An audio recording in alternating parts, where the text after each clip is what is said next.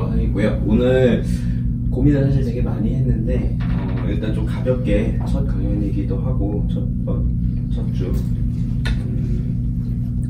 뭘 얘기 드려야 할까 하다가 참석 멤버를 보니까 지연님 빼고는 다 제 강연들을 많이 들으셨던 분이라 참 운거먹기도 원래 운거먹을 계획이었거든요. 옛날에 했던 거 또 가져와서 그냥 근데 없어 새로 오신 분들이.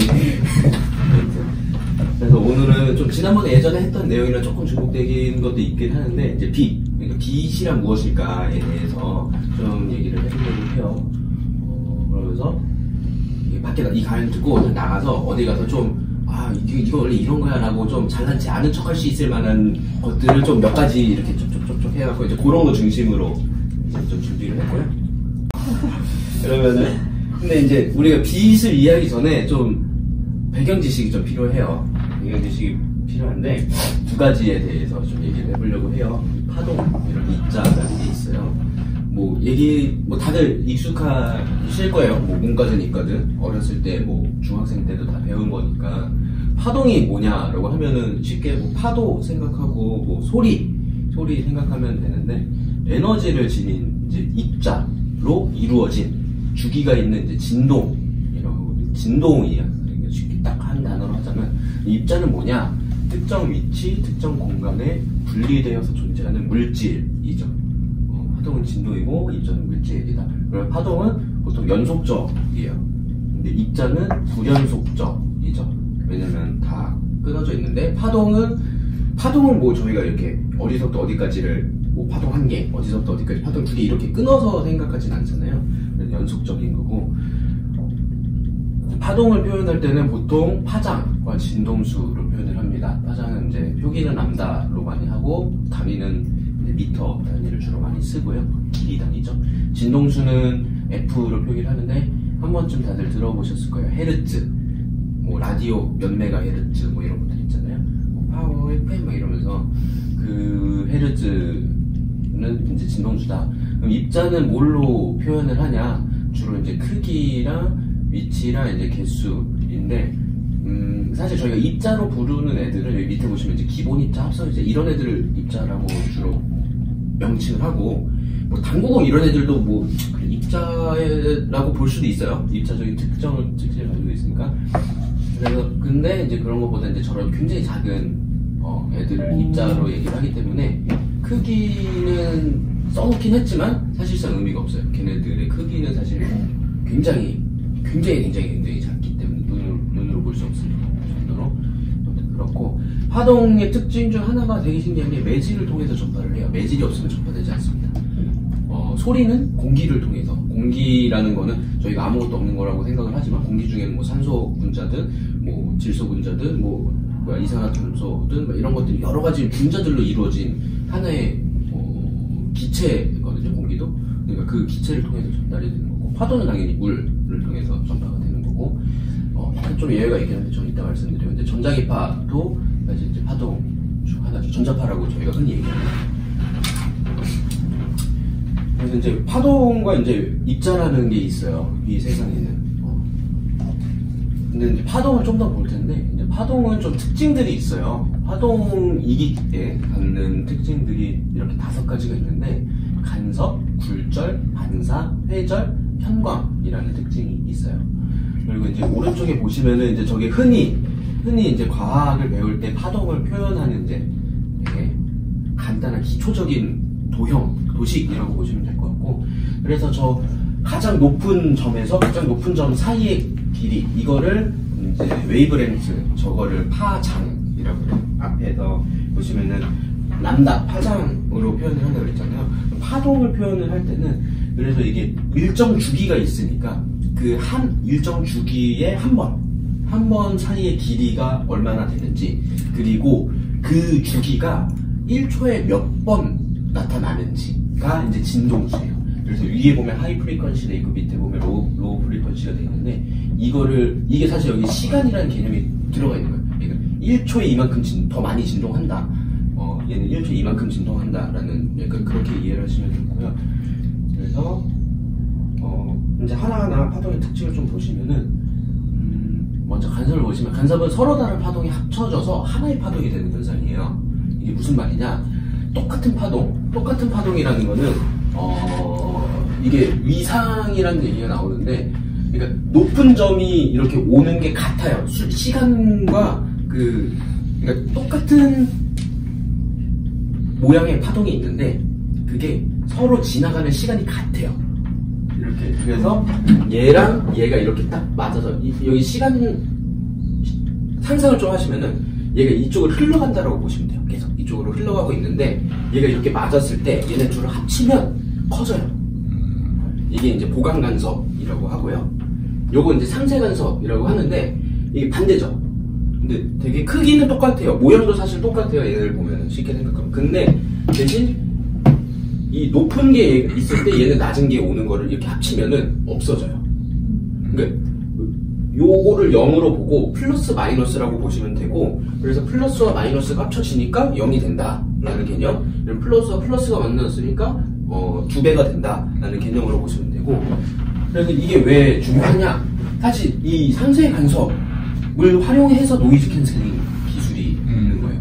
저희 뭐 이번에 아이팟 프로에 뭐 노이즈 캔슬링이 들어갔다, 뭐 아니면 헤드폰이라든가 이런 것들에 노이즈 캔슬링 기능이 들어갔다라고 하는데, 뭐 헤드폰 같은 경우는 뭐 자체적으로도 일단 차음을 해주는 것도 있긴 하지만 노이즈 캔슬링은 이게 외부의 소리를 인지를 해요. 내가 내보내는 음악 소리가 있을 거고 외부에서 들어오는 소리가 있을 때 그 외부에서 들어오는 소리라는 것도 아까 파동이라고 말씀드렸죠. 그러면은 걔의 파장과 진동수를 분석을 한 다음에 그거에 반대되는, 파장은 같을 텐데 파장과 진동수가 엄밀히 따지면 같아요. 근데 이제 그 시간이 이렇게 엇갈리는 그거를 써줘서 얘를 없애는 거예요. 제가 에어팟 프로 이번에 샀는데 네. 깜짝 놀랐어요. 이렇게 저는 이 조그만 거에서 진짜, 저는 노이즈 캔슬링을 별로 안 써봤는데 사실 노이즈 캔슬링 막 헤드폰 쓸 때 키면은 약간 먹먹해지더라고요. 근데 에어팟 프로 딱 껴보니 진짜 깜짝 놀랐어요. 진짜 이게 지하철 같은 데 가도 노래는 안 틀어도 그냥 저 노이즈 캔슬링 모드가 자동으로 켜지는데 그냥 이어폰만 꽂고 있어도 소리 하나도 안 들리더라고요. 진짜 놀랐어요. 외부 소음들을. 거기다가 저도 이제 막 신기해가지고 유튜브 찾아봤는데, 이 에어팟이 원래 이제 일반적으로 노이즈 캔슬링이 저렇게 이렇게 밖에 있는 소리를 얘가 인식을 해서 그거와 반대되는 저렇게 파동을 막 쏴가지고 안 들리게끔 만드는 그 기본적인 노이즈 캔슬링인데, 얘는 심지어 귀 안쪽으로도 쏜대요, 얘가. 그래서 사람마다 그 귀가 구조가 다르니까 귓구멍이 거기에서 이렇게 튕겨나오는 걸 분석을 해서, 원래는 인이어 이어폰을 끼면은 되게 걸으면은, 저는 원래부터 커널형 이어폰을 되게 어릴 때부터 써가지고, 이 커널형 이어폰의 단점이 뭐냐면 밖에 좀 걸으면 걷는 소리가 들려요. 이게 뼈 움직이는 게 소리가 들려가지고 이게 톡톡톡톡 걷는 소리가 들리는데, 그 톡톡톡톡 걷는 소리까지 얘가 분석을 해서 그걸 상쇄시켜주더라고요. 그럼 다음으로 넘어가도 될까요? 다음은 굴절인데요. 뭐 이거 다들 너무 익숙하게 경험하신 거죠? 그 물 안에 사물을 보면 이렇게 꺾여 보이고 뭐 왜곡돼 보이면 뚱뚱해 보인다라든가 더 날씬해 보인다라든가 길어 보이고 짧아 보이고 약간 이런 현상들이 사실 굴절 때문인데, 굴절은 이제 파동이 서로 다른 매질이라는 거는 공기에서 물로 들어가거나 물에서 공기로 들어가거나 아니면 중간에 뭐 유리를 통과하거나, 그러니까 이런 것들을 할 때 이게 매질의 이제 밀도라든가 이런 거에 의해서 이 진동의 속도가 좀 달라지게 돼요. 속도가 달라지게 돼서 이제 좀 방향이 살짝 꺾이는, 요것들을 활용한 게 사실 프리즘이죠. 그냥 가장 뭐 저희가 잘 알고 대표적인 얘가 이제 프리즘인 거고, 저희 보면 이제 프리즘이라는 게 투명한 어떤 유리 같은 재질인 거잖아요. 그러니까 공기에서, 빛이 이제 공기에서 이렇게 어떤 재질로 들어오니까 저게 왜 갈라지냐면은 이게 다 다른 진동수를 가지고 있는 빛이거든요. 그러니까 여러 진동수를 가진 그 파장이 하나로 합쳐졌을 때는 투명해져요. 빛은 나중에 또 말씀드릴 텐데, 근데 이제 걔네들이 그 진동수가 다르다라는 거는 속도가 달라지는 것도 달라요. 약간 그 어떤 매질로 들어왔을 때 그러면은 그 차이에 의해서 베리에이션이 생기는 거예요. 조금 생겼다가 이제 다시 공기로 나가니까 또 차이가 생기죠. 그래서 베리에이션이 더 커져서 더 이렇게 확 벌어지는 그런 거라고 보시면 되고요. 그다음에 반사는 뭐 저희 다들 알겠죠. 반사되는 거예요. 되게 근데 유은이 사막 보시면은 저게 빛이든 어떤 그런 소리든 화장이 반사되기 때문에 사실 볼 수 있는, 반사되지 않는다라면 저런 것들을 볼 수가 없죠. 반사되지 않고 만약 굴절만 된다, 그 정도. 여기 보면은 뭐 100% 반사되진 않아요. 빛이 이렇게 들어오고 여기 물이고 공기라고 생각을 한다라면은 빛이 이렇게 들어올 때 굴절되는 것도 있죠. 근데 당연히 반사되는 것도 있어요. 근데 이게 없다라면은 이런 거는 볼 수 없는 거고, 굴절만 되고 이제 뭐 까맣게 보인다라든가 뭐 약간 그런 식으로. 반사가 저희는 되게 당연하다라고 생각을 할 수도 있는데, 이것도 공부를 하다 보면 꼭 그렇지는 않아요, 사실. 네. 그리고 이제 좀 중요한 게 회절. 예, 회절. 회절이 뭐냐? 지금 여기 그림을 보시면은 되게 조그마한 틈, 이렇게 파동이 이렇게 오다가 조그마한 틈을 만나면 그 틈을 지나서 이렇게 간다. 그런 것들. 그리고 뭐, 이렇게 있으면, 이렇게 가기도 하고, 여기 있으면 이렇게 돌아서 또 이렇게 가기도 하고, 이렇게 돼 있는데, 이걸 좀 더 확장해서 생각하면, 아까 제가 초반에 말씀드렸던 것처럼, 지금 저희가 말하는 소리가 옆방에서 들리고 이러잖아요. 이게 다 회절이 되기 때문이에요. 이렇게 벽을 넘어서 이렇게 돌아가는. 그래서 이 파동은 이렇게 되게 사방팔방으로 다 360도 이렇게 전파가 되기 때문에, 걔네들이 반사돼서 오는 것도 있고, 저희 뭐 에코 이런 거 있잖아요. 노래방 가서. 아니면은 조그만한 방 가면은 막 소리 울리는 거. 그거는 반사가 되는 거고, 근데 그 소리가 옆방에서도 들린다 하는 거는 이제 회절이 돼서 그쪽으로 소리가 들어갔다라고 이렇게 보시면 될 거예요. 그리고 이제 특징, 좀 알아야 되는 게 파장이 길수록, 그러니까 이게 이렇게 길수록 회절이 잘 일어난다라는 건 뭐냐면은 전파력이 좋다라는 거예요. 장애물이 있어도 걔를 돌아서 가는 게 회절이고, 그래서 저희 어렸을 때 AM, FM 요걸로 저 사실 이걸 많이 배웠는데, 산 같은 거 갈 때 AM 라디오는 잘 나오는데 FM 라디오는 지지직거리잖아요. 왜냐면 AM 라디오가 저희 보시면 알다시피 FM 라디오보다 파장이 긴, 그래서 진동수가 상대적으로 낮은 주파수대를 사용하거든요. 그래서 더 멀리 전파가 되는 거예요. 산이라던가 이런 것들을 피해서 FM보다. 그리고 요즘 이제 보시면은 저희 와이파이 2.4GHz, 5GHz, 아니면 그냥 2.4G, 5G 이런 거 되게 똑같은 이름인데 뒤에 이렇게 붙어 있는 거 많이 보셨나요? 카페들 가든, 심지어 회사든 아니면 저희 집도, 저희 집의 와이파이 공유기는 저렇게 뿌려주거든요. 2가지 시그널로. 못 보신 분 계세요? 저게 뭔 차이냐? 주파수 차이예요.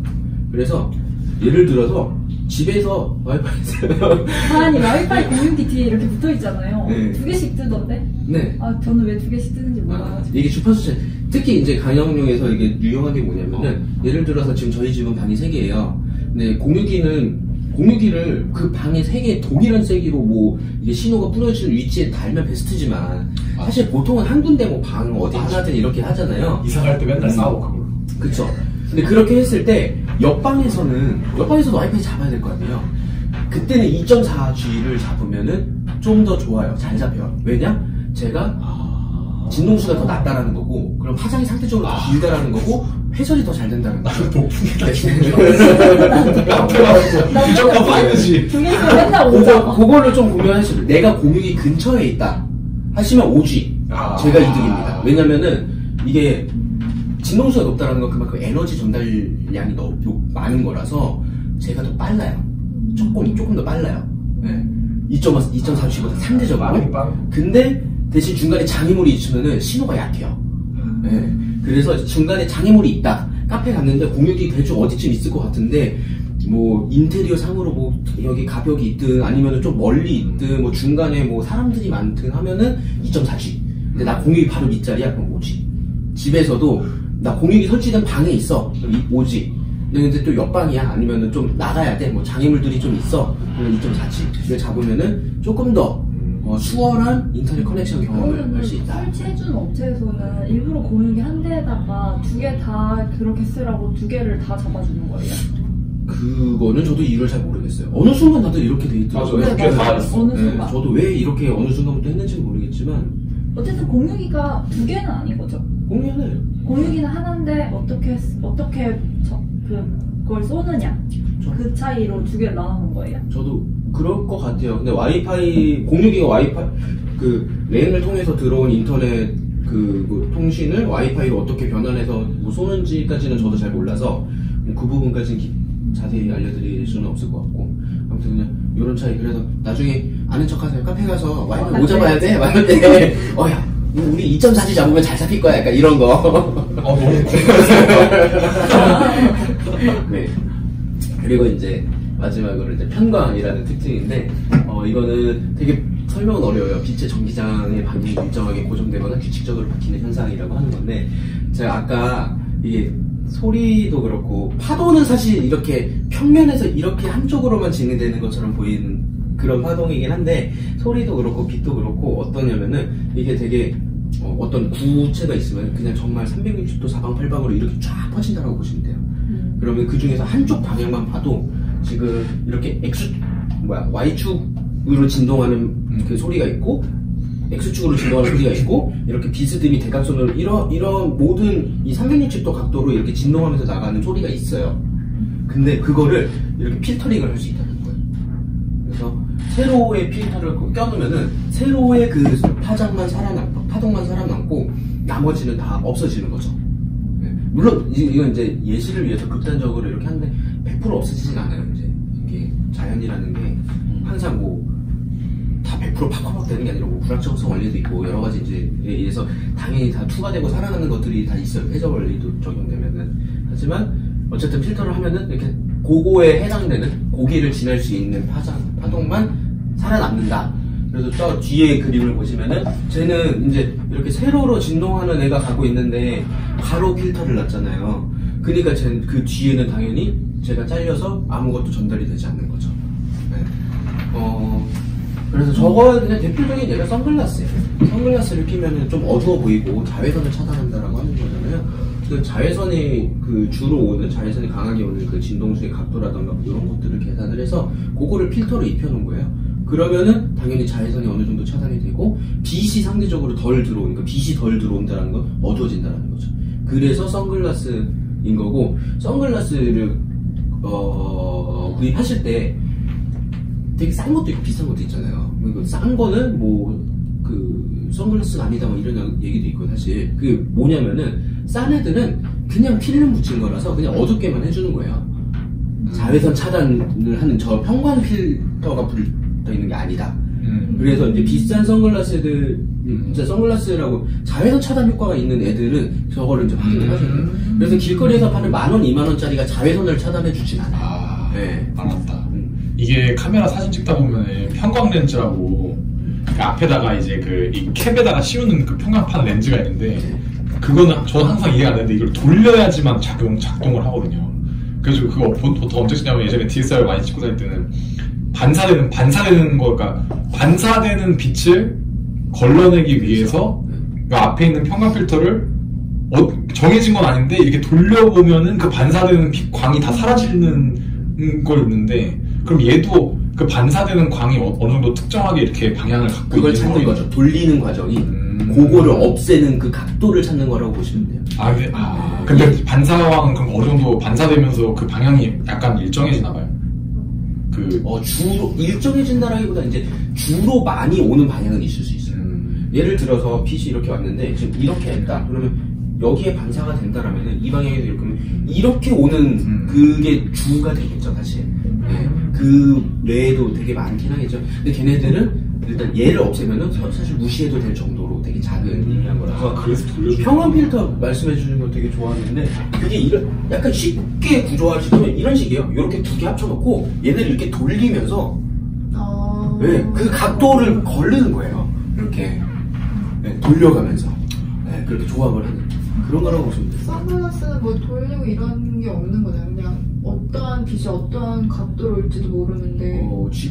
우주에서 오는 빛은 사실 다 각도는. 근데 제 생각에는 메인 선글라스는 저 두 개의 필터가 있는 것 같고, 그러니까 어쨌든 세로 필터가 먼저 있으면 저 세로 필터 때문에 그다음 저길 투과하면 전부 세로만 들어가잖아요. 그다음 가로 필터를 두니까 저기서 상쇄되는데, 그 카메라 렌즈는 필터가 저렇게 두 개 돼 있지 않고, 그러니까 쉽게 말하면 맨 앞에 있는 필터만 있거든요. 카메라의 평광 필터는. 그러니까 방향을 한쪽만 바꿀 수가 있어요. 그러니까 저렇게 양쪽을 이렇게 두 개가 선글라스는 저렇게 두 개가 있을 것 같고 제 생각에는 필터가 그냥 카메라에 평광 필터를 하나여가지고 한쪽 방향에서 반사되는 거 지금 같고 그 질문은 아니었던 거 그거 아니에요? 근데 그 빛이 뭐 어디서 어떻게 올지 모른다라고 하시는데 사실 크게 보면은 이거 우주적인 차원으로 우리를 쫙 이렇게 해서 보면은 태양은 여기 있고 지구는 여기 있어요. 돌잖아요. 빛은 항상 이렇게 와요. 그러니까 이게 굴절되거나 이러한 반사되거나 이런 것들도 그런 것들까지, 그러니까 아까 평광 필터랑도 동일한 거예요. 반사되고 굴절된 것들은 무시해도 이렇게 메인으로 오는 것만 걸러도 많이 없어지는 거죠, 사실. 왜냐면 굴절되고 반사되면서 뭔가 노이즈 같은 거예요. 그런 것도 막 없어지고 막 약해지고 이런 것들이 생기거든요. 그래서 저희가 그런 것들 다 막으면 좋겠지만 그러면은 앞에 안 보이게 하면 돼요. 그냥 아예 안 보이게 하면 다 막을 수 있어요. 네, 하지만 저희는 앞을 봐야 되기 때문에. 네. 저 질문. 네. 저 가로 세로 필터 말고 그냥 처음부터 십자 필터 하나로 놔두면 안 돼요? 왜 저 굳이 두 개를 만들지? 십자 필터? 네. 그러니까 가로 세로를 같이 해서 이제 창문 모양이 엄청 많은 그냥 필터를 아니, 하나만 써도 되고 두 개를 네. 써도 되고 그건 상황에 따라서 다른 건데 네. 선글라스라고 두 개를 쓰는지는 저는 잘 모르겠어요. 네. 지금 여기 일단 이 예시 이미지만 보면 하나만 걸은 거죠. 여기에. 뭐 더 질문 있으신가요? 네, 그럼 넘어가겠습니다. 그래서 다시 한번 랩업을 하면은 파동은 간섭, 굴절, 반사, 회전, 평광이라는 특징을 가지고 있다. 파동은 진동이다. 그리고 우리 이제 파동이란 걸 아까 들었고 이제 물질이라는 것도 있다. 물질은 굉장히 작은 크기의 입자들인 거고 걔는 특정한 위치에 존재하는 하나의 물질이다. 입자는 그런 것들이 있어요. 질량을 가지고 있고 위치를 지니고 있다. 했는데 자 그럼 이제 이거를 여기까지 사전 지식이었어요. 사실 사전 지식인데 사실 이게 거의 다예요. 그럼 이제 빛을 좀 이제 이해를 할 수 있을 것 같은데 자 빛은 파동일까요? 입자일까요? 파동이라고 생각하시는 분? 입자 둘 다. 일단 파동이라고 생각하시는 분? 아, 둘 다. 뭐 그러네요. 근데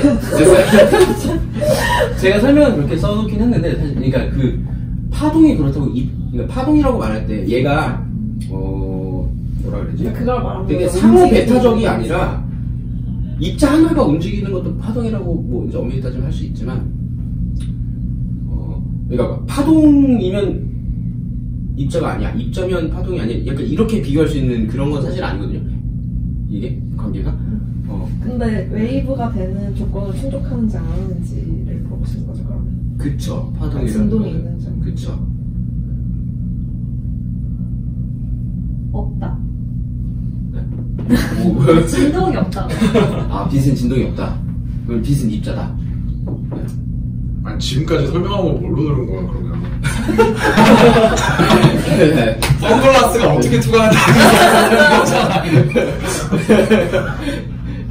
빛이 입자라고 생각하시는 분. 일단 입자 저. 아까 둘 다도 나왔었는데 둘 다라고 생각하시는 분. 또 둘 다. 저는 둘 다가 답일 것 같지만 제가 생각한 건 빛은 그냥 직선으로만 가고 파동은 웨이브가 없을 것 같아요. 그렇게 생각할 수 있구나. 입자가 나랑은 느낌이 개인적으로 되게 놀랐습니다. 왜냐면 저는 당연히 빛은 파동이지라고 생각을 해왔어서 어렸을 때부터. 사람도 나머지를 잘 가르쳐 주셨다. 네. 근데 말씀해주신 게 맞아요. 이 질문을 왜 했을까를 또 생각해보면 사실 둘 다니까 질문을 했겠죠. 근데 동시에 입자였다가 파동이 되고 파동이었다 입자가 되고 이런 게 아니라 그냥 빛은 그 자체로 파동인데 빛은 그 자체로 또 입자이기도 해요. 네. 좀 헷갈리는데 다시 한번 이게 딱 가져오면 근데 조금 달라요. 빛은 진동을 가지고 있고 연속적이에요. 빛이 저희가 끊겨져 보이지 않잖아요. 뭐 빨간색 레이저를 보면은 걔가 막 이게 끊어져 보이지 않잖아요. 연속적이죠. 그리고 빛도 파장과 진동수를 표현을 할 수 있고요. 단 빛은 매질이 없어도 전파가 돼요. 이게 좀 특이한 약간 성질인데 우주는 아무것도 없다 그러잖아요. 우주에는 그거를 통과해오는 게 빛이거든요. 근데 아까 제가 설명드렸을 때는 뭐 공기를 지나가자 뭐 해야 된다라고 했는데 빛은 그런 게 없어도 진공 상태에서도 전파가 됩니다. 그리고 전자기파가 빛이에요. 엄밀히 따지면 빛은 전자기파예요. 네, 그래서 보통 그냥 쉽게 생각할 때는 전자기파를 그냥 빛이랑 같이 생각을 해요. 왜냐면 전자기파의 속도도 빛이랑 빛의 속도로 전달이 되고 모든 특징들이 사실 다 우리가 빛을 얘기할 때는 다 전자기파이기 때문에 그렇게 보시면 되고, 그래서 전자파 뭐 지금 이거 모니터에서도 전자파 나오고 있잖아요. 그것도 빛의 일종이라고 보시면 돼요. 빛이라는 게 굉장히 우리가 생각하는 그 가시광선, 빨주노초, 파남보 이것만 빛은 아니다. 굉장히 범위가 넓다. 뒤에 다시 설명드리고, 빛이 입자라는 말은 빛이 물질이라는 거죠. 불연속적이라는 거예요. 아까 빨간색 이거는 되게 연속적이잖아요. 빨간색 레이저 여기 가는 거는 이거는 뒤에서 왜 불연속적인지 좀 말씀드릴 거고, 빛이 물질이라는 거는 크기가 있고 질량이 있고 운동량이 있다는 거예요. 근데 그래서 이제 그거를 광자라 그래요. 기본 입자 중에서 빛의 입자를 광자라 그러고 포톤이라 그러는데, 요거는 얘도 조금 예외 케이스인 게 포톤의 질량은 보통 0으로 잡거든요. 질량이 없다. 근데 이제 질량도 더 깊이 들어가면은 정지 질량이란 게 있고 상대 질량이었나 이렇게 질량의 종류가 달라요. 그러니까 우리가 흔히 생각하는 뉴턴 역학의, 그러니까 우리 몸무게 잴 때 생각하는 그 질량은 굉장히 고전적인 질량인 거고, E는 MC 스퀘어 들어보셨죠? E는 MC 스퀘어, 그 질량을 가진 애들은 무조건 에너지를 가지고 있다. 근데 빛은 에너지가 있잖아요. 근데 걔는 질량이 0이면 말이 안 되잖아요. 이제 그런 것들 때문에 나오는 이제 그 질량의 개념이 아예 바뀌어요. 그 서로의 운동하는 운동량의 차이를 통해서 질량을 다시 정의를 해요. 약간 그래서 그렇게 따지면 빛도 이제 질량을 갖게 된다. 이렇게 볼 수 있는 그런 겁니다.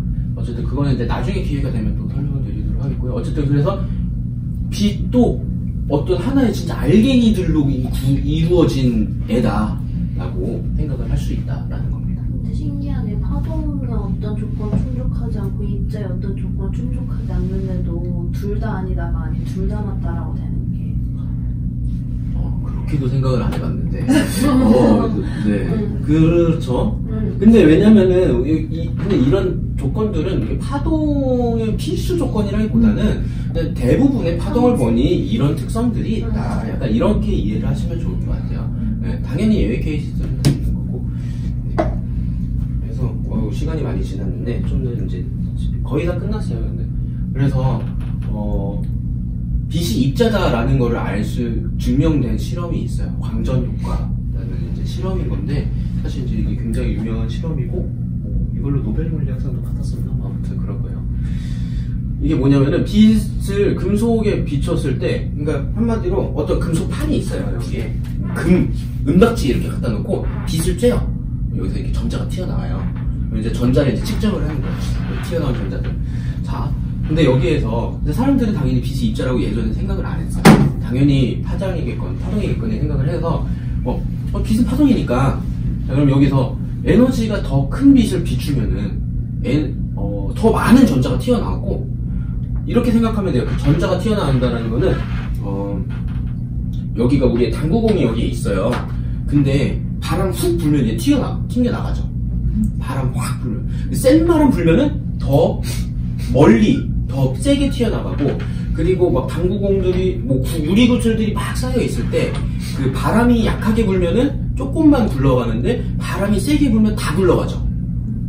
그래서 그거는 그거로 생각하시면 되는데, 이게 전자 안에 그러니까 그 금속 안에 전자 이제 알갱이들이 있을 건데, 그래서 빛이라는 파동 에너지를 쏘는데, 얘가 세게 쐬면은 더 많이 전자가 튀어나오고 더 세게 튀어나올 거야 라고 사람들은 생각을 한 거예요. 그래서 이제 그거에 대한 이제 실험을 하는 거죠.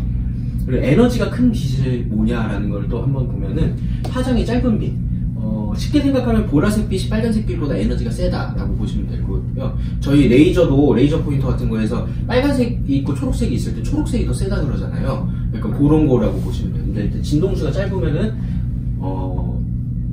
진동수가 높으면, 파장이 짧으면은 더 에너지가 크다. 그리고 두 번째, 양을 늘리는 거. 만약에 빨간색이 보라색보다 약한데, 그럼 그러면 보라색 전구 하나 있는 거랑 그럼 빨간색 전구 10개 합쳐. 왜냐면 아까 파동은 중첩된다 그랬죠.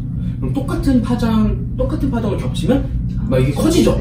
그러면 똑같은 빨간색을 같이 이렇게 겹치면은 계속 커지니까 빨간색 전구 10개 정도 합치면 보라색 전구 하나랑 비슷하지 않을까? 그러니까 이런 생각을 하는 거죠. 왜냐면 중첩되니까. 네. 근데 그게 저기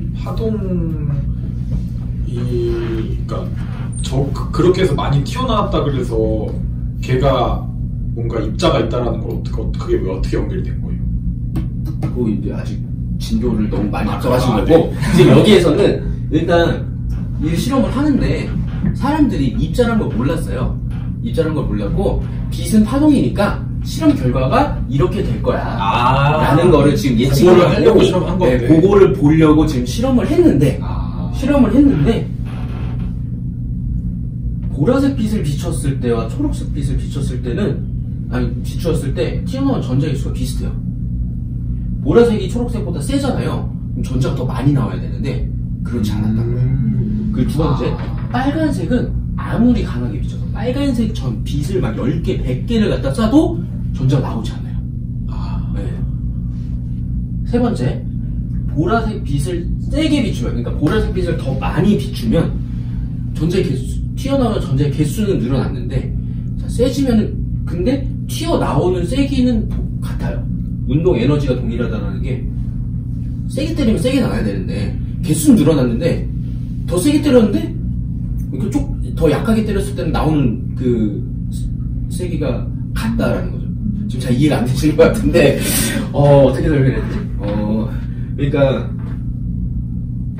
예를 들어서 탁구공으로 칠 거예요. 탁구공으로 치는데 얘를 세게 치면 얘가 세게 튀어나가죠. 얘를 약하게 치면 약하게 튀어나가죠. 자, 보라색 빛을 세게 비쳤다라는 게 보라색 빛을 더 많이 해서 이제 사람들은 파동이라고 생각을 해서 에너지가 더 높고 더 세니까 보라색 빛을 양을 늘려갖고 하면은 얘가 더 세게 때리는 거야. 그럼 얘가 더 세게 나와야 돼. 근데 더 세게 때렸는데 약하게 때렸으면 똑같이 나온 거예요. 좀 이게 이해가 안 되는 거죠, 사실. 네. 그러니까 파동이라면 더 세게 때렸으니까 더 세게 나와야 되는데 더 세게 때렸는데 똑같이 개수는 많아졌는데 개수는 많아졌는데 전자의 개수가 많다는 게 뭘 뜻해요? 전자의 개수가 많다라는 비쳤을 많은, 그러니까 아까 유리구슬 이렇게 모여 있을 때 유리구슬 1개 튀어나가냐 뭐 10개 튀어나가냐, 그러니까 세면은 더 많이 바람이 더 세게 불면 더 많이 굴러갈 거고 약하게 불면은 뭐 끝에 있는 1개 정도 굴러갈 거고 약간 이런 느낌이라고. 그게 그 당구공이 멀리 날아가는 거랑 적게 날아가는 거랑 많이 날아가는 거랑 개수가 많이 날아가는 거랑 차이가 있어요.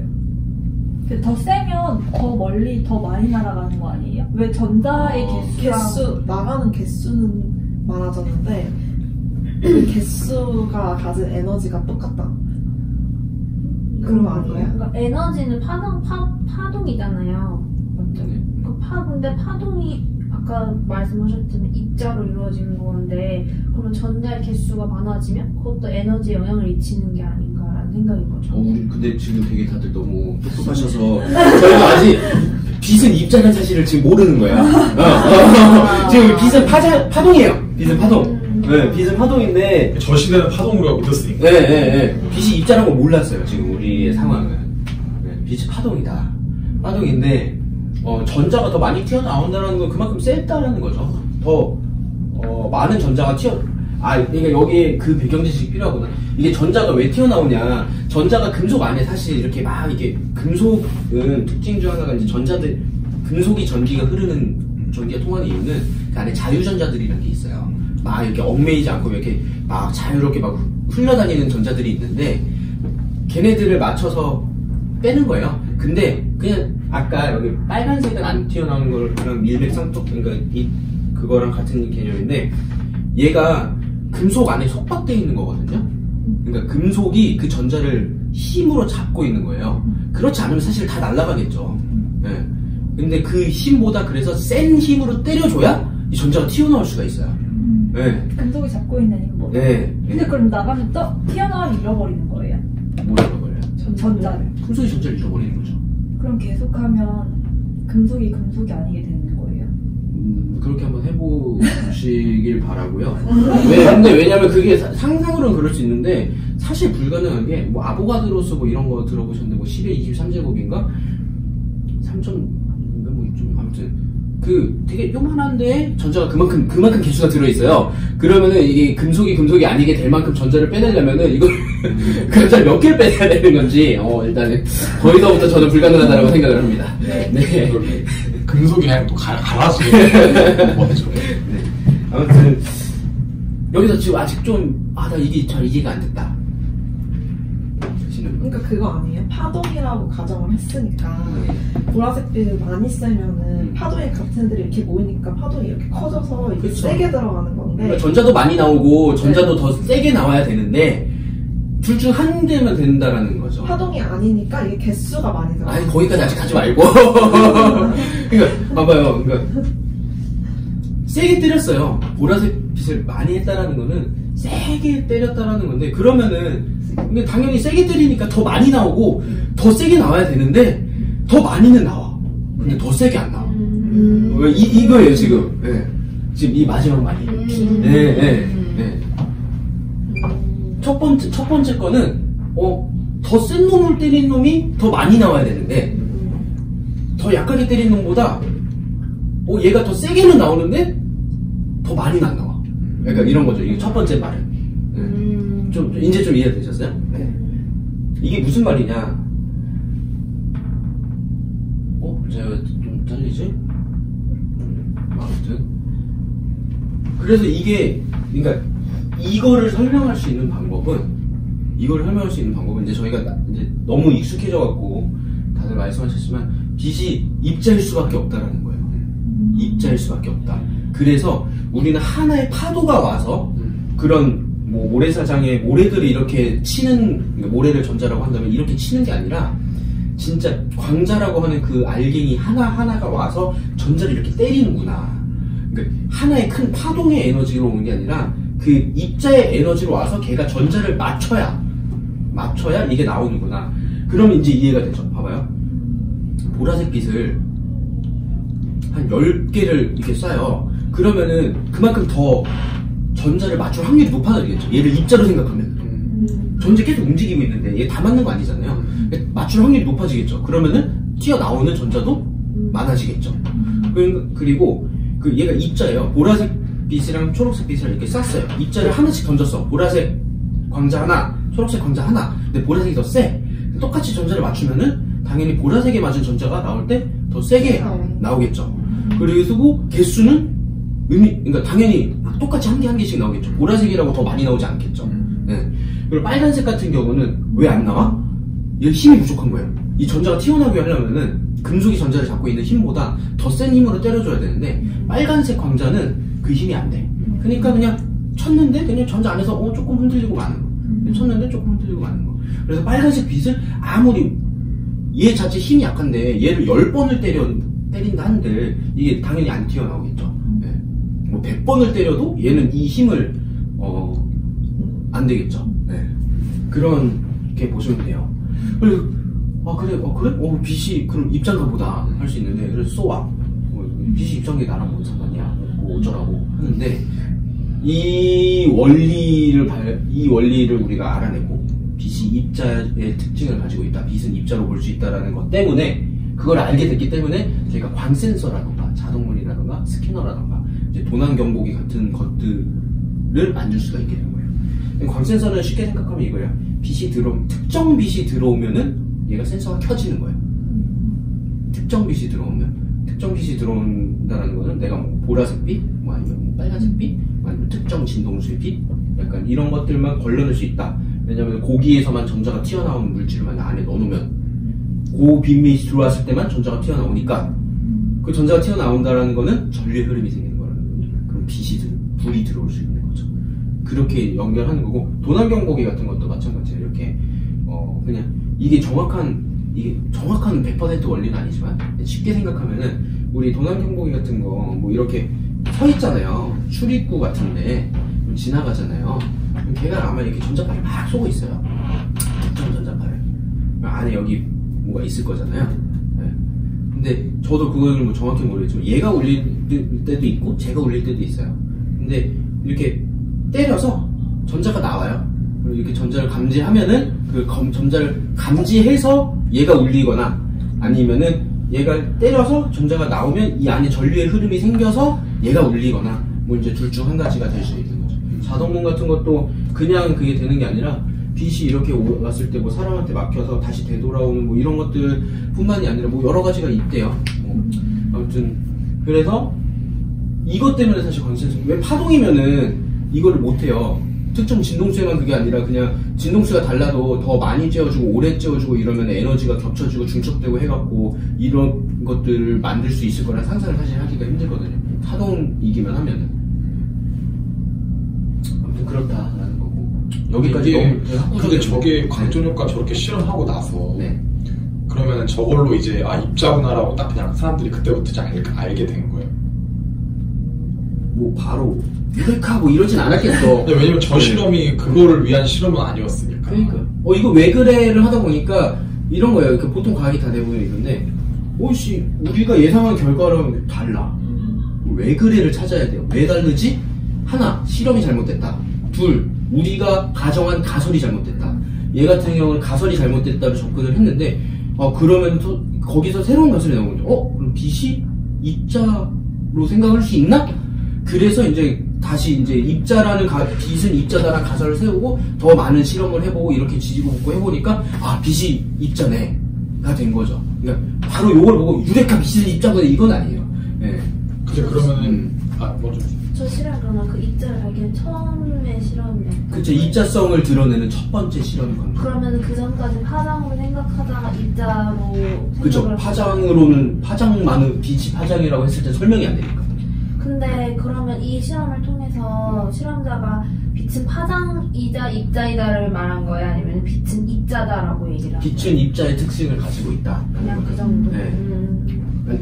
뭐 그렇게 돼서 그러니까 빛은 입자이면서 동시에 파동이다가 된 거죠 사실은. 그 왜 헷갈릴까 왜 여쭤봤냐면 여기 솔직히 그 빨간색, 초록색, 보라색 이거 자체가 가설이 어쨌든 빛은 파장이다에서 시작이 될 수 있는 실험인 거잖아요. 저게 입자다라고 하면은 아예 처음부터 실험 방법 자체에 문제가 생기는 거니까. 뭐 그렇게 생각을 할 수도 있네요. 근데 그렇게 생각을 안 하고 얘를 입자로 봐도 그냥 빨간색 입자, 초록색 입자, 보라색 입자라고 볼 수도 있는 거죠. 에너지는 근데 파장에 의해서 생기는 입자도 거죠? 에너지를 가지고 있잖아요. 네. 네. 운동 에너지를 가지고 있잖아요. 운동 에너지를. 네. 파동은 파동 에너지를 가지고 있지만 입자는 운동 에너지를 가지고 있으니까. 네. 저기 근데 막 저 실험이 원래 앞에서 얘기해 주셨지만 원래 이제 그 파동이 생기려면 매질이 있어야 되는데 그 저 빛의 특성은 뭐가 없어도 그냥 그걸 이 실험 이전에 이미 알고 있는. 그건 이미 그 시험 전에 그 빛은 그런 게 없어도 그렇게 파동으로 그냥 흘러간다는 걸 그렇게 알고 있었던 거예요. 그렇죠. 정확한 연도까지는 기억이 안 나는데 그랬을 것 같고, 근데 지금 이제 와서는 이해가 되죠. 빛이 왜 매질이 없어도 이동이 되냐. 얘는 입자이기도 하니까. 입자가 진공에서 못 지나가진 않아요. 그러니까 저게 제가 듣기로는 예전에 저 실험 전까지는 우주가 전부 에테르로 그냥 가득 있었기 때문에 파장의 형태로 가능하다고 생각했었는데 저 실험을 하고 나서부터 에테르가 없는 거 아니냐 막 이런 의심을 받았던 실험 중에 하나라고 제가 그렇게 들었어가지고. 그랬을 수도 있네요. 근데 그 우주가 에테르가 없이 진공 상태다라를 밝혀낸 실험은 사실 또 다른 실험이 있어요. 다른 그 한두 개의 실험이 지금 정확히 기억이 안 나는데 그 실험으로 인해서 우주에는 에테르라는 게 없구나 밝혀진 거거든요. 사실. 근데 이거를 통해서 뭐 그런 추측을 해볼 수는 있을 것 같네요. 혹시 말대로. 일단 넘어가도록 하겠습니다. 그러면은 이제 익숙한 거예요. 빛은 여러분한테는 좀 익숙하지 않겠구나. 저는 당연히 빛은 파동이다라고 되게 옛날부터 생각을 해왔어서 저한테 너무 익숙한. 빛이 파동이다라는 게 무슨 말이냐? 진동수와 파장이 있다라는 거죠. 왜 그럴까요? 네. 진동수와 파장이 있다라는 거고, 그럼 연속적인 거잖아요. 진동수가 이게 숫자가 연속돼서 이렇게 쭉 있는 거잖아요. 이렇게 스펙트럼이 있는 거예요. 그래서 이쪽이 왼쪽에 보시면은 위에가 진동수거든요. 왼쪽이 높은 진동수, 오른쪽으로 갈수록 낮은 진동수. 근데 파장은 거꾸로 가요. 진동수가 낮을 때 오히려 파장이 길고 진동수가 높아지면은 파장이 굉장히 짧아져요. 왜냐면 이렇게 빨리 진동을 하니까. 그래서 보시면 이제 저희가 아는 가시광선은 이게 빛이에요.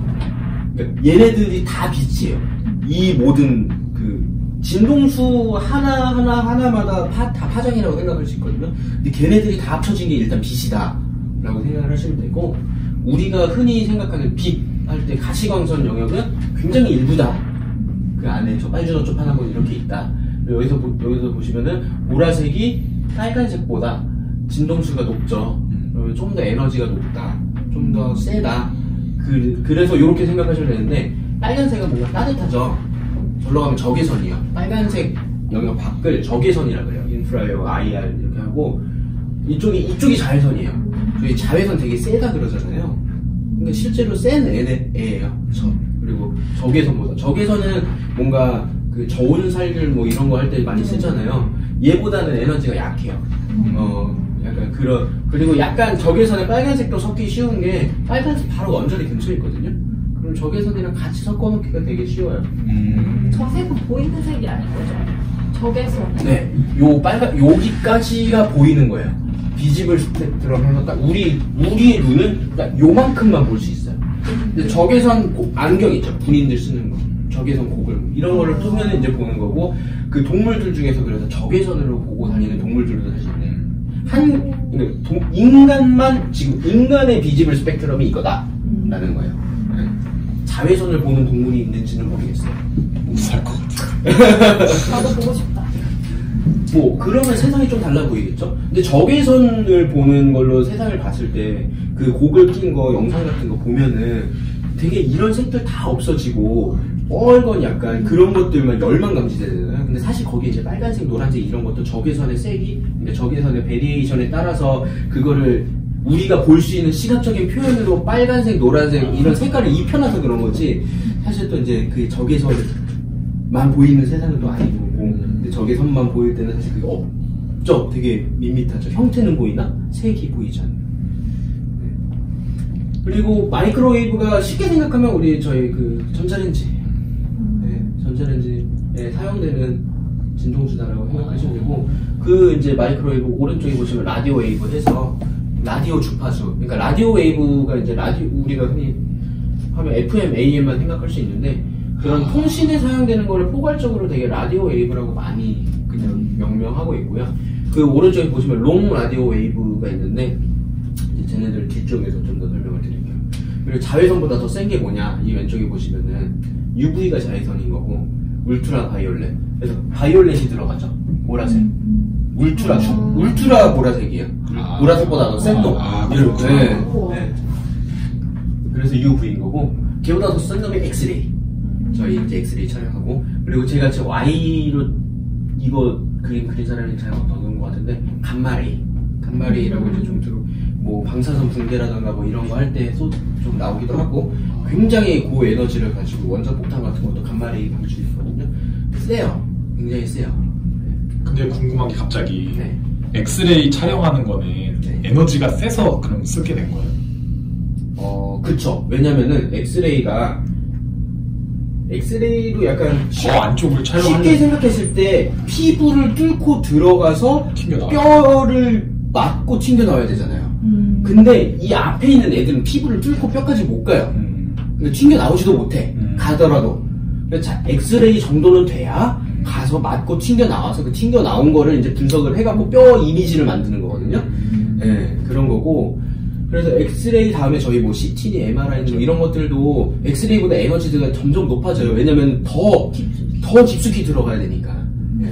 그래서 걔네들은 엑스레이보다 더 뭔가 촬영할 때 좀 주의하라 그러고 자주 찍으면 안 되고 뭐 약간 그런 것들이 있는 것들이, 아무래도 인체에 그런 인공적인 그 빛이라고는 하지만 이제 저런 강한 전자기파를 쏴주는 거니까 걔네들이 세포에 어떤 영향을 미치는지 모르는 거거든요. 걔네들이 다 입자로 구성되어 있다고 생각하잖아요. 쉽게 생각하면 세포랑 다 부딪힌다는 거예요. 그리고 우리가 쏜 게 정확히 그 애를 슉슉슉슉 피해갖고 뼈만 딱 때리고 이렇게 오는 게 아니라 가는 길에 세포들 다 투과하고 세포 때리고 세포핵도 때리고 뭐 이렇게 하다 보면은 죽는 세포핵도 있을 거고 약간 그래서 위험하다라고 하는 거고 네. 그런 거 그렇게 보시면 됩니다. 근데 네. 라디오 웨이브도 그럼 사실 빛이에요? 네. 라디오 웨이브도 광범위하게 빛은 전자기파라고 정의를 하는 순간 전자기파가 빛이고 얘네들이 다 빛이 되는 거고 우리가 흔히 생각하는 전파도 다 빛이다 라고 볼 수 있어요. 근데 그게 되게 잘 이해가 안 되고 좀 어려울 수도 있는데 걔네들의 전파 속도가 빛의 속도예요. 그렇게 생각하면 쉬워요. 얘네들의 전파 속도는 다 빛의 속도예요. 네. 라디오 웨이브 그러니까 걔네들은 라디오가 그 소리로 나오니까 소리 아니야 라고 할 수 있지만 그 소리는 이 라디오 웨이브 전파를 해석해서 소리로 바꿔준 거지 소리가 이렇게 와갖고 이렇게 오는 건 아니라서 이렇게 보시면 그리고 이제 라디오 웨이브 저쪽 마이크로 웨이브부터 롱 라디오 웨이브까지 영역을 좀 더 보면은 이제 이게 우리 일상생활 자 5G가 여기 있어요. 이게 지금 순서가 오른쪽 왼쪽이 약간 아까 앞이랑 좀 반대인데 그래서 여기가 AM이고요 여기가 FM이에요. 그리고 이쪽이 마이크로파. 근데 앞에 보시면 마이크로파가 왼쪽에 있었는데 마이크로웨이브가 라디오 웨이브보다 여기서는 지금 오른쪽 이걸 뒤집어 놨다고 보시면 되고 그래서 이제 오른쪽으로 갈수록 좀 더 세네 왼쪽으로 갈수록 좀 더 약한 애.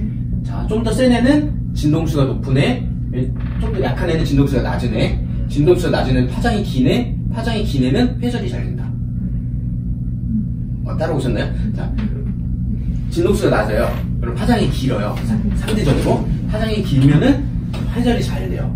AM, FM보다 이쪽에 있죠. 회전이 더 잘 되니까 산이나 터널에서도 FM보다 더 잘 잡히는 거고. 그리고 여기 보시면은 항공기도 이런 애들 진짜 안 잡히면 안 되잖아요.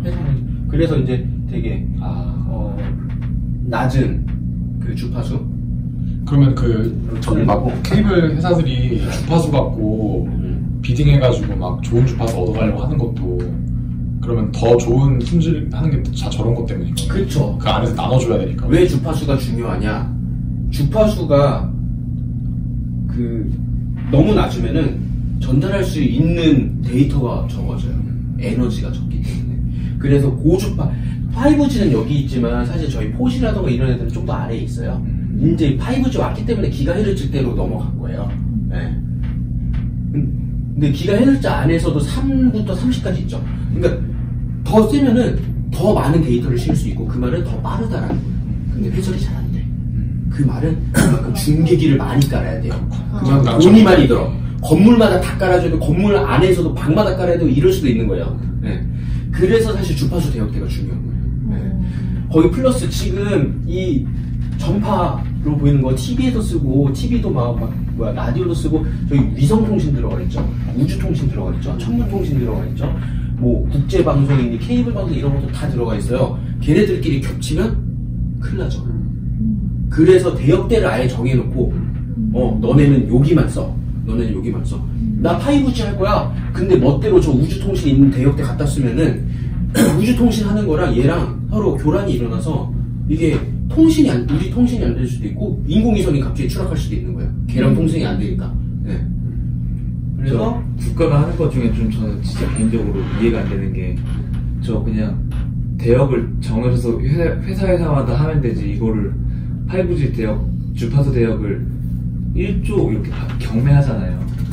그냥 진짜 물을 파는 것보다 더 이상한 거 아닌가 라는 생각이 저는 드는데요. 근데 이건 사실 오늘 주제랑은 상관이 없지만 약간 그런 개념이라고 보시면 될 것 같아요. 주파수라는 거는 그렇게 치면은 그 주파수를 그 통신사만 쓸 수 있을 건 아니잖아요. 아무 통신사나 그냥 일반인도 가서 쓰려면 쓸 수 있어야 돼요. 근데 일반인 보세요. 불법이에요. 그래서 어떻게 보면은 공공재를 국가가 관리를 하는 거고, 그래서 그 관리를 하는데 너한테만 독점적으로 이걸 사용할 수 있게 해줄게. 그러니까 그거에 대한 가격을 내. 그러니까 사용료를 내 개념이지 이걸 파는 건 사실 아닌 거고. 근데 그렇게 안 하면은 일반 개인들이나 뭐 사조직 이런 악의를 가진 조직들이 그 주파수를 활용해서 뭐 전파 교란을 한다라던가 뭐 통신을 마비시킬 수도 있는 거고, 이제 그런 것들을 막기 위해서 어쨌든 국가가 그런 것들을 관리를 해야 된다라고 라는 거에서 이제 시작을 했다라고 좀 저는 생각을 합니다. 오늘 그거는 이제 나중에 또 기회가 되면 얘기를 해보면 좋을 것 같고요. 그래서 얘네들도 다 이제 큰 범위로 보면은 우리가 잘 이해하기는 힘들지만 빚이다 라고 이해를 하시면 될 것 같아요. 그래서 마무리를 짓자면 자, 오늘 빚은 파동이면서 입자다 이게 이제 다고요. 파동의 특성 간섭이라는 게 있는데 그걸로 노이즈 캔슬링, 우리 노이즈 캔슬링은 이게 밖에서 소음이 이렇게 소리가 들어오잖아. 그럼 우리가 그 반대되는 소리 싸갖고 없애주는 거야. 잘난 척하는 포인트 1. 그리고 굴절은 프리즘, 뭐 반사는 유은이 뭐 이런 건 다 쉬우니까. 세 번째 회절, 와이파이 2.5G랑 3.5G 있을 때 우리가 무엇을 쓰는 저 두 개의 차이가 무엇인가. 그리고 저 무엇을 어떤 상황에서 무엇을 쓰는 게 더 적절한가. 잘난 척 포인트 2. 네. 세 번째 평각 선글라스. 야, 3만원짜리 선글라스는 그 선글라스가 아니야. 그 자외선 차단 안 돼. 왜 그러냐면 평각 필터가 없어서야. 약간 잘난 척 포인트 3. 자, 그리고 이제 빛의 입자성에서 이제 뭐 광센서, 뭐 자동문 정확한 원리는 모르지만 우리 도난경보기 이게 빛이 입자이기 때문에 가능한 거야. 스캐너 같은 것도 이게 빛이 입자라서 이게 가능한 거야. 잘난 척 포인트 4.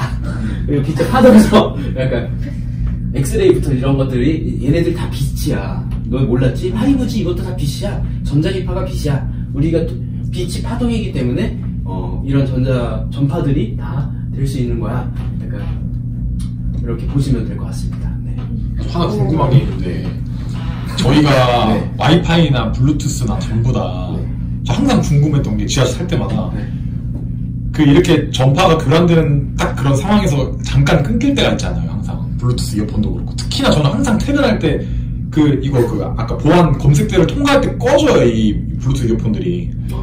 네, 거의 그러는데 이제 이게 그 주파수가 교란이 돼서 그런 것 같은데 제 생각에 궁금했던 게 이게 수많은 무선 이어폰들이 같은 대역대를 쓰는 건지 비슷한 대역대를 써요. 근데 비슷한 대역대지만 이게 나만 들리는 이유는 얘가 그 주파수 안에 있는 데이터가 이게 암호화돼 있어서 그게 연결돼서 그런 거지 아니면 모든 주파수를 다 달리해서 이게 그것만 연결되는 건지 좀 그게 궁금하더라고요. 일단 그거 우선 그렇게 생각하셔야 되는 게, 자, 무선 이어폰은 블루투스 통신을 쓰죠.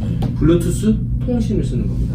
블루투스는 그 블루투스에서 정해놓은, 블루투스 기술에서 정한 주파수 대역대가 있어요. 그 대역대로 통신을 하게끔 칩이 들어가야 얘네 둘이 통신이 돼요. 근데 그래서 이렇게만 되는 거고, 저희 뭐 해요? 등록할 때? 내 이어폰을 내 핸드폰에 인증시키죠. 그러니까 다른 데서는 하나가 연결돼 있었고 이 다른 데는 인증이 안 돼 있으니까 못하는 거예요. 그러니까 그거는 약간 좀 암호화 된 것처럼 돼 있을 뿐이지. 암호화라기보단 그냥 이 둘밖에 통신이 안 되는 거야 지금. 내 핸드폰하고 내 이어폰하고 이 둘만 통신이 되는 거지. 왜 굳이 얘가 같은 주파수를 쓰지만 그 주파수를 내 핸드폰에만 보내면 되지 사방팔방 주변으로 막 다 다른 핸드폰에 뿌릴 필요는 없잖아요. 근데 그렇게 타겟팅을 하고 거기로만 이렇게 쏠 수가 있어요? 그니까 통신인 거죠. 수신기, 송신기가 있는 거예요. 그쵸. 수신기, 송수신기가 있는 거야. 그렇게. 그러면은 저희 핸드폰 전화할 때도 송수신기가 있는 거잖아요.